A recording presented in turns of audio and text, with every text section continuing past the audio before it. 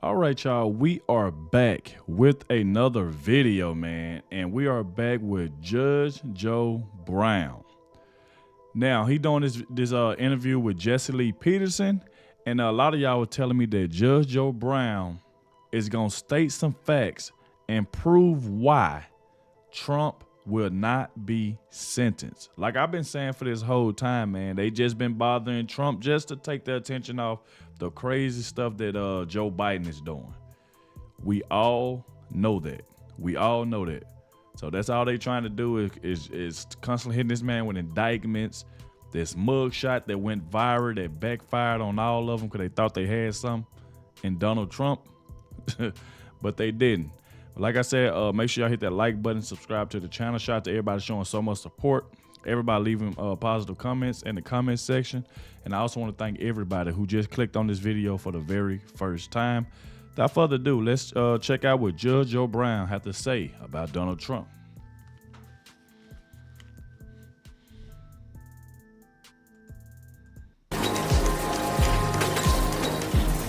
What's your opinion on what's happening with the Great White Hope, Donald Trump, right now?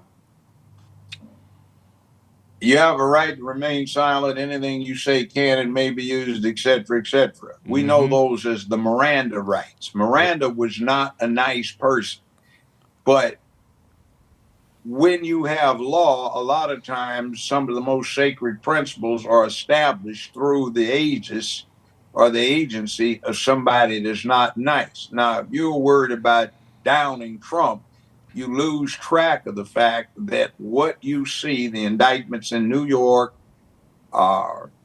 Florida, and Georgia are completely outside of the law.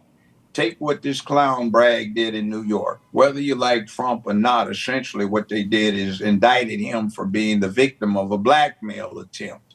They say he attempted to bribe Stormy Daniels to remain silent. This guy didn't go to law school and didn't pay much attention when he was there, because when you flip the script as you were instructed first year, if you had to pay somebody to be quiet, you got blackmailed. So he's the victim of a felony. If you indict a corporation for failure to file an explicit report as to what the payout was, well, there was a court gag order, and if they filed the explicit report, they violated the court gag order. Okay, get to Georgia.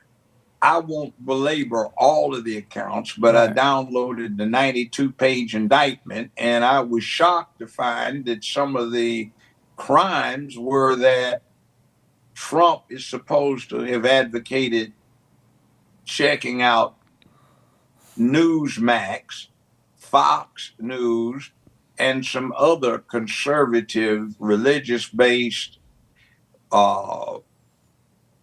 news institutions. They're legal. Hell, I read them. So that's supposed to be somehow or another criminal now. All right, you get down to this thing in Florida, and they're talking about the documents. Well, let's forget what Trump did. Let's go back when he was not president of the United States and George Herbert Walker Bush was. There's a case from 1988, U.S. Supreme Court. It's called United States Department of Navy versus Egan, E-G-A-N. And if you read the concurring opinions, they say, since constitutionally the president is the commander-in-chief of the military and chief diplomat of the country, he has an inherent power to declassify or classify anything, any document, in any form, shape, or fashion he chooses. He can do what he wants with it because, guess what? The mandate that causes it to be prepared says it is for the exclusive purpose of advising the president on the state of our intelligence versus what's going on in the world. Yep. So he also has a fiduciary responsibility. It's been held that you do, once you take that oath, whether you are in office or not, it still binds you, and you have to make an assessment on whether archivists have appropriate security clearances. And also the other thing goes to this. even if Congress comes up with a law that says he can't, well, that's unconstitutional. And Marbury versus Madison, 1803, 220 years ago, says if Congress passes an unconstitutional act, it is null and void. And that's what seems to be the case here. So you keep going into it and you find something that is very disturbing. Individuals belonging to a party are going to do the equivalent of a child in elementary school throwing something at another child and then running to the teacher and saying, teacher, he's going to hit me.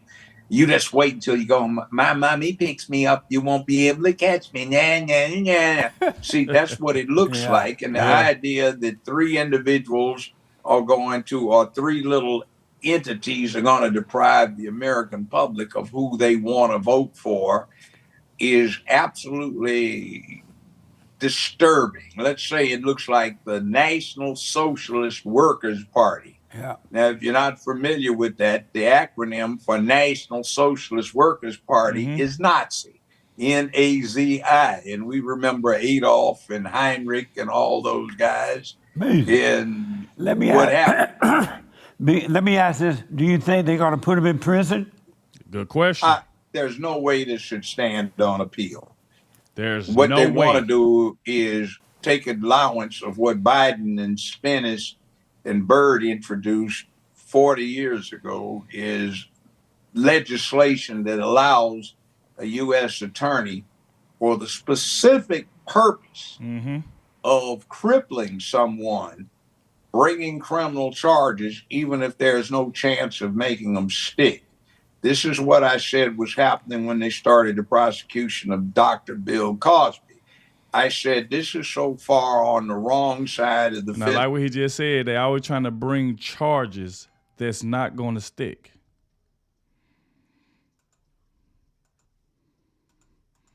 Fifth Amendment, there's no way it would stand. Now, I've talked to Dr. Cosby personally several times since he got out, and they offered him immediately, we'll let you out 2 or 3 days if you'll just go along and concede. No way. He wouldn't. And the bottom line is you can't violate the Fifth Amendment by saying one DA says we're not going to prosecute.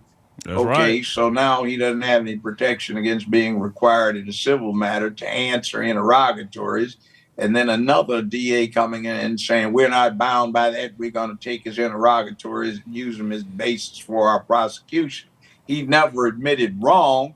All he was doing was saying, hey, it was sex, drugs, and rock and roll, sex revolution. When all this was going on, they got what they wanted. I didn't take advantage of them. But you see, those were constitutional principles that are more important than anyone's grievance because they impact all of us. That's what's scary about this whole thing. Amazing. Short answer. What is the solution to? See, the thing about it is, I remember when I first reacted to Judge Joe Brown, when I first heard him get his response about, like, is Donald Trump racist? And I mean, just all type of stuff.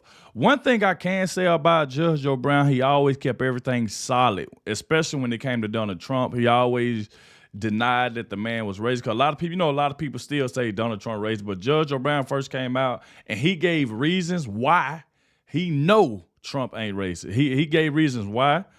And like I said, he always been like straightforward, like down the middle when it come to him and stuff like that. And that's what I got to say, man.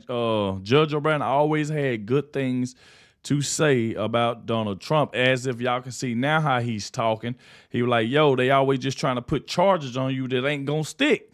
And that's why I kept saying they can't beat Donald Trump. They're trying their best. Trust me.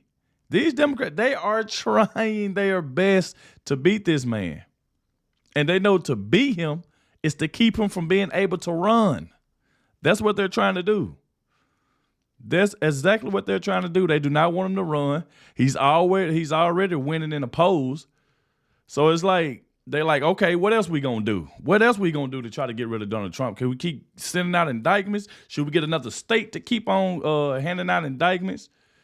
Should we have him like in these trials and stuff? So when it's time to run for president, he can't run because he got all these trials and all this stuff to deal with. So they trying their best, y'all. They trying, but it ain't gonna work. To all this mess. Home training, but since we don't, that are more important than anyone's grievance because they impact all of us. Yep. That's what's scary about this whole thing. Amazing. Short answer. What is the solution to all this mess? Home training, but since we don't have home training, we have to get back to where we were 40 years ago, 45, 50, 60 years ago, which is churches, synagogues, mosques, temples, the public, the movies, the entertainment industry. The people start talking about character, making where you live a better, safer, more secure place filled with economic prosperity, sense of purpose, etc.